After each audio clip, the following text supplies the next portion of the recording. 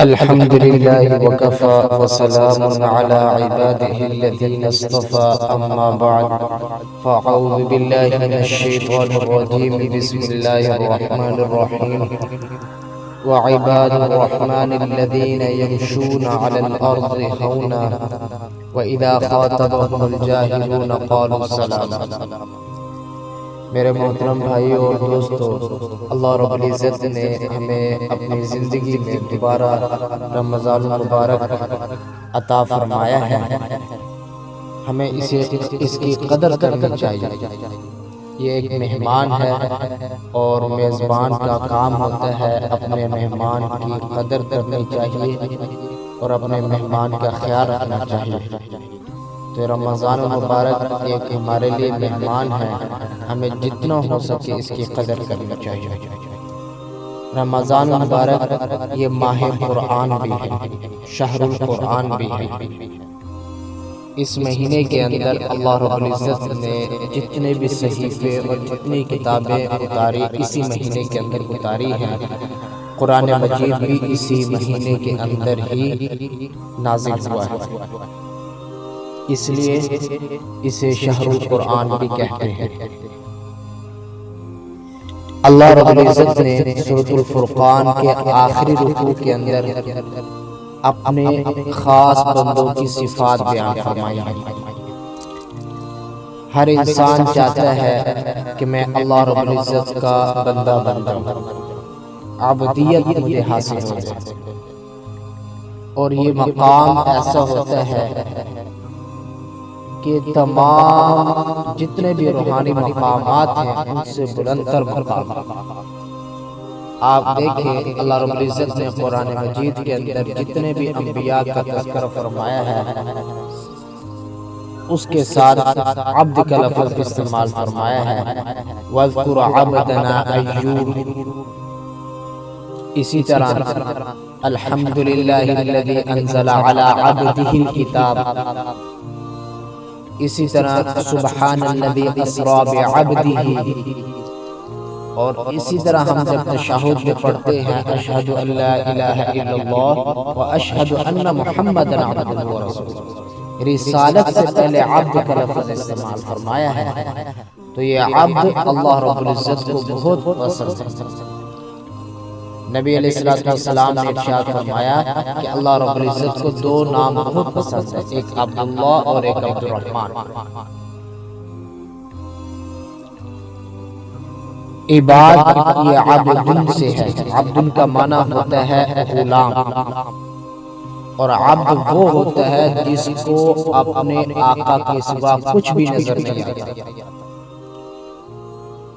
ایک بزرگ ہیں، وہ فرمانے لگے کہ میں نے بندگی ایک غلام سے سیکھی تھی، کہ میں نے ایک دفعہ غلام خریدا، میں نے اس سے اس کا نام پوچھا تمہارا نام کیا؟ اس نے کہا جو تم پکارو گے وہی میرا نام ہے۔ میں نے اس سے پوچھا تم کیا کام کرو گے؟ اس نے کہا جو آپ ذمہ داری لگائیں گے میں وہ کام کروں گا۔ اس نے پھر میں نے پوچھا کہ کھانا کیا کھاؤ گے؟ اس نے کہا کہ جو آپ کھلا دیں گے میں وہ کھا لوں گا۔ تو ایک غلام سے پتہ چلا کہ اس نے اپنے آقا پر اپنی ساری زندگی نچھاور کر دی، اپنے سارے معاملات اپنے آقا کے سامنے نچھاور کر دی۔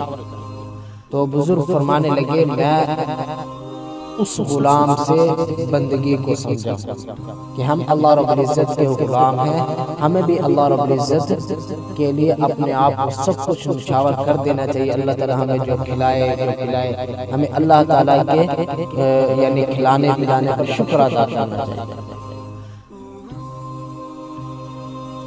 اپنے آپ کو اللہ کے سامنے سپرد کر دینا چاہیے۔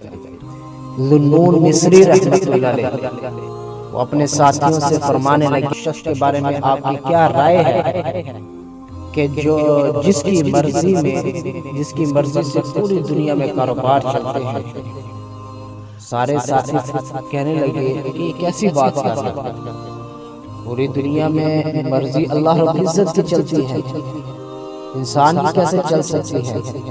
تو فرمانے لگے میں نے اپنی مرضی کو اللہ کی مرضی میں گم کر دیا، اس لیے میری مرضی سے کام چل رہا ہے۔ تو ہر انسان کو چاہیے کہ اپنی مرضی کو اللہ رب العزت کی مرضی کے مطابق کر لے۔ تو ہم نام کے تو بندے ہیں، کام کے بندے اس وقت بنیں گے جب اللہ تعالیٰ کی بتائی ہوئی صفات پر ہم عمل کریں گے۔ حضرت علی رضی اللہ تعالیٰ عنہ فرماتے تھے کہ اے اللہ، میرے لیے یہی عزت کافی ہے کہ تو میرا پروردگار ہے، اور میرے لیے یہی فخر کافی ہے کہ میں تیرا بندہ ہوں۔ تو ہمارے لیے یہ فخر کی بات ہے کہ ہم اللہ رب العزت کے بندے ہیں۔ اللہ رب العزت کے 99 نام ہیں، اس میں رحمت کے لیے، رحمت کے بارے میں 2 نام، الرحمن اور الرحیم۔ الرحیم کہتے ہیں جو خاص بندوں پر رحمت کرنے والا، خاص بندوں پر رحمت کرنے والا، اور الرحمن کہتے ہیں جو تمام پر رحمت برسانے والا۔ آپ نے کافروں کو دیکھا ہوگا، اللہ تعالیٰ کافروں کو بھی کھلا رہے ہیں، پلا رہے ہیں، پہنا رہے ہیں، ان لوگوں کو بھی کھلا پلا رہے ہیں جو اللہ تعالیٰ کے وجود کا انکار کرتے ہیں۔ یہ ہے الرحمن، سب پر رحمت برسانے والا۔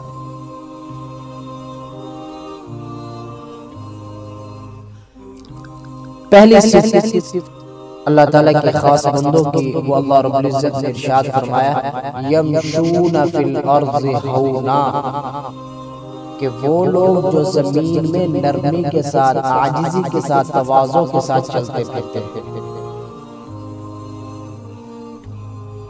یعنی پہلی صفت تواضع اور عاجزی ہے۔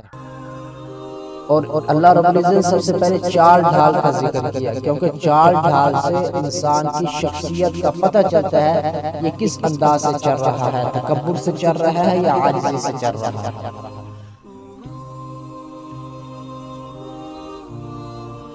تو پہلی صفت زمین کے اوپر عاجزی اور تواضع کے ساتھ چلنا ہے۔ حضرت لقمان علیہ السلام نے اپنے بیٹے کو نصیحت فرمائی کہ وَقْصِدْ فِي مَشْيِكَ، اپنی چلنے میں، چال چلن میں، چال ڈھال میں میانہ روی اعتدال اختیار کرو۔